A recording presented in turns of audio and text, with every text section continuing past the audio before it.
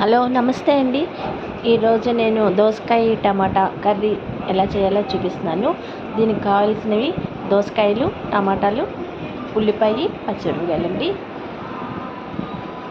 ముందుగా ఒక కళాయి తీసుకొని స్టవ్ మీద పెట్టుకోవాలి. ఆయిల్ వేసుకొని దాంట్లో ఉల్లిపాయ, పచ్చిమిరపకాయ వేయించుకోవాలండి. తర్వాత దోసకాయ, టమాటా,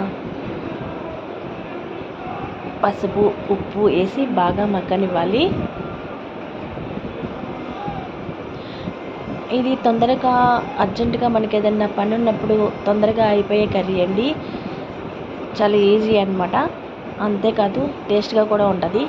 అందరూ ట్రై చేయొచ్చు. ఓకే అండి. ఉప్పు పసుపు వేసినాక బాగా కలిపి పెట్టాలండి. కలిపి కొంచెం సేపు మూత పెట్టి ఉంచాలి.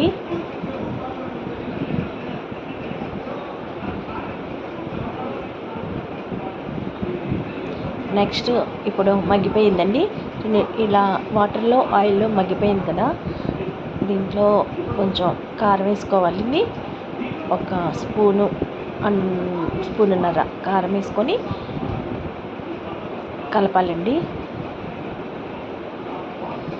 కలిపి కొంచెం వాటర్ కూడా పోసుకోవాలి.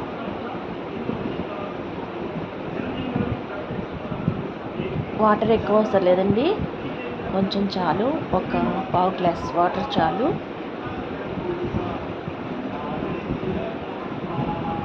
ఎందుకంటే దోసకాయలో టమాటాల్లో వాటర్ ఉంటుంది కదా.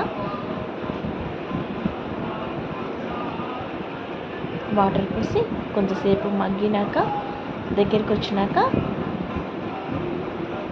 కట్టేయాలండి. ఓకే అండి, కర్రీ అయిపోయింది. చూసారా, ఇలా దగ్గరికి వచ్చేసి కొంచెం గట్టిగా అనిపించాలి. కూర అయితే చాలా బాగుంటుందండి.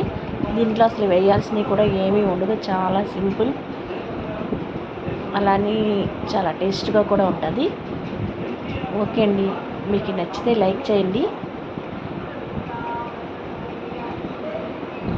థ్యాంక్ యూ ఫర్ వాచింగ్ అండి.